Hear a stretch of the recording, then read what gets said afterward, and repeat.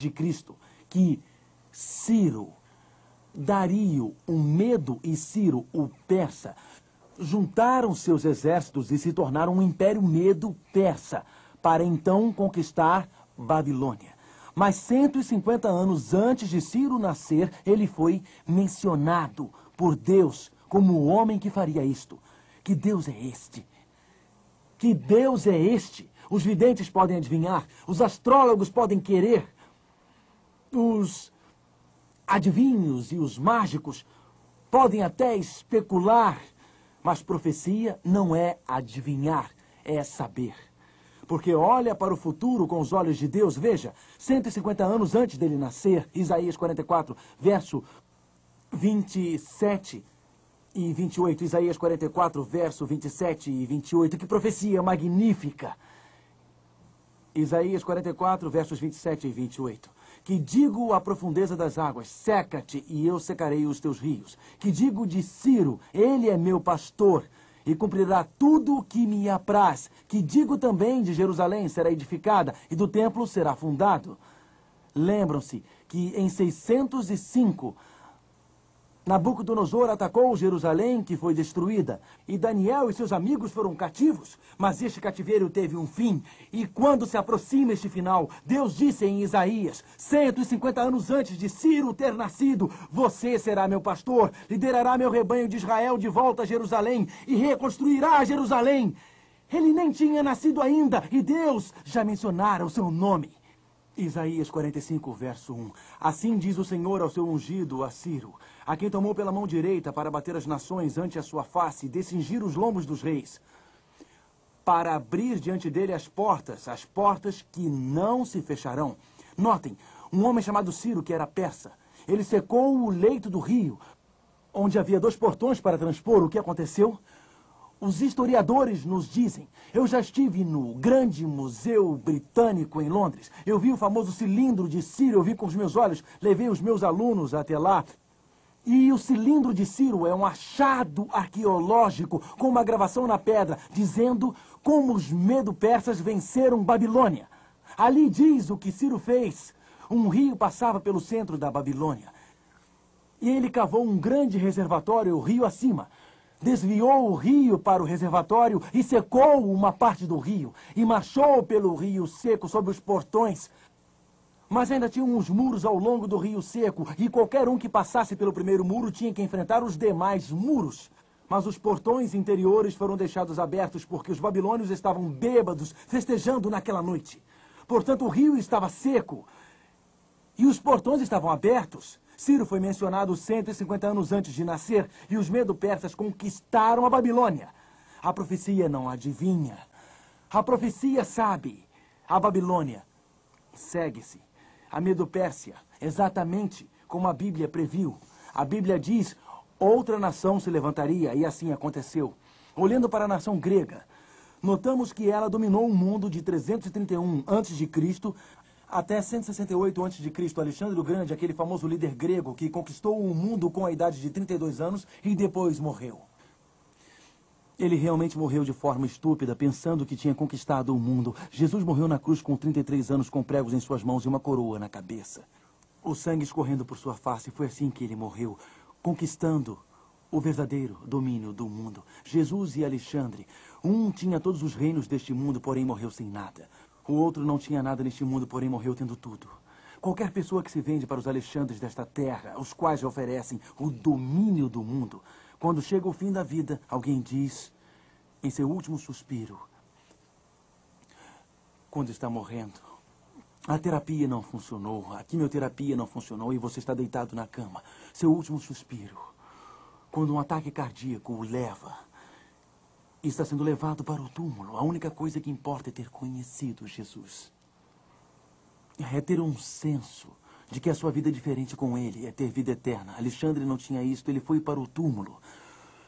Sem conhecer esta paz e este senso que só existe através de Cristo, os reinos deste mundo não podem oferecer isto a você, amigo. Mas a Grécia desapareceria. E um outro reino se levantaria, Roma, que dominou o mundo de 168 a.C. até 351 d.C., as pernas de ferro. Agora preste atenção. Ouro, prata, bronze e ferro estão em valor decrescente. O ouro é o mais valioso, a prata é a menos valiosa. O bronze é menos valioso, o ferro é menos valioso.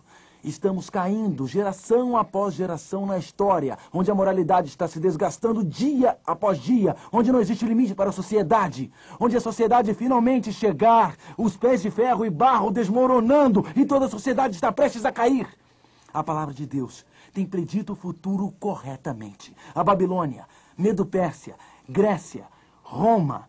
E então a Bíblia diz, vamos voltar a Daniel capítulo 2. Bem, se eu não estivesse profetizando uma profecia humana, você sabe o que eu diria? Eu profetizaria ouro, prata, bronze, ferro, cobre, estanho, zinco, magnésio. Em outras palavras, você ficaria profetizando apenas metade e diria Babilônia, a primeira nação, e outra nação, outra nação, outra nação. Isso não é lógico. Se tem 4 metais, pode ter 5 metais. E se tem 5 metais, pode ter 6 metais. E se tem 6 metais, pode ter 7 metais. Do ponto de vista humano, isto não é lógico.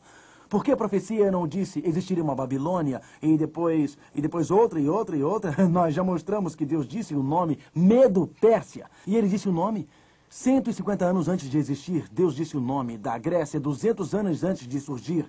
Deus disse o nome de Ciro. Profecia não é algum misticismo vago e comum, ela é exata e específica, porque o Deus dos céus é quem prediz o futuro. Mas, se eu fosse profetizar, como já disse, eu diria ouro, prata, bronze, ferro, cobre, estanho e zinco. Mas o que Deus diz sobre as pernas de ferro, o que Deus diz no verso 41. Quanto ao que viste dos pés e dos dedos, em parte de barro de oleiro e em parte de ferro, será isso um reino dividido Roma. Contudo, haverá nele alguma coisa da firmeza do ferro, pois que viste o ferro misturado com o barro de lodo. Como os dedos dos pés eram em parte de ferro e em parte de barro, assim, por uma parte o reino será forte e por outra será frágil. Agora note que esta profecia diz que não haverá um quinto império com domínio mundial depois de Roma, mas o reino seria o quê? O que seria? Dividido. Roma foi dividida de 351 depois de Cristo até 476 depois de Cristo. Os 10 dedos representam a dissolução do Império Romano. E as 10 divisões de 351 depois de Cristo até 476, os alamanos, os ostrogodos, os visigodos, os anglo-saxões, os alemães vêm descendo do norte. Roma desintegra-se através da preguiça e da corrupção, da imoralidade, e Roma foi finalmente dividida. E algumas dessas nações do Império Romano eram fortes como o ferro, e algumas dessas nações eram fracas como o barro. Algumas eram fortes como o ferro e outras eram frágeis.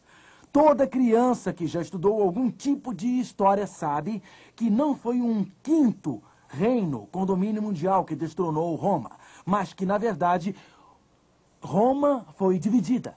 A história tem seguido a Bíblia ao pé da letra.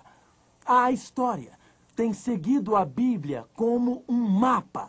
Mas note o que a Bíblia diz aqui no verso 43. Sim, algumas de suas nações serão fortes, como a Alemanha, a França e a Espanha, através dos anos. Algumas não serão fortes militarmente, nações como Luxemburgo, Suécia, através dos anos. Mas vamos ao verso 43. Quanto ao que viste do ferro misturado com barro de lodo, misturar-se-ão mediante casamento, mas não se ligarão um ao outro, assim como o ferro não se mistura com o barro. Assim como o ferro e o barro não se misturam, haverá uma tentativa para se juntarem. Eles misturar-se-ão com a semente dos homens. O que significa misturar a semente?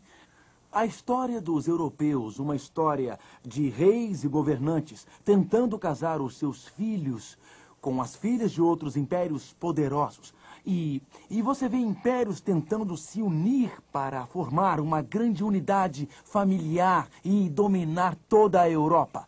O rei da Dinamarca, ele fez isso, tentando casar seus filhos e suas filhas com outros membros de famílias reais pela Europa. O rei da Espanha fez isto, o rei da Áustria fez isto, e houve várias tentativas de unir a Europa através da mistura das sementes e da mistura de sangue. Misturar-se-ão mediante casamento, mas não se, o que, amigos? Ligarão um ao outro. A Bíblia diz que não se ligarão. Mas a Bíblia também indica que haverá batalhas políticas haverá conflitos, haverá guerras na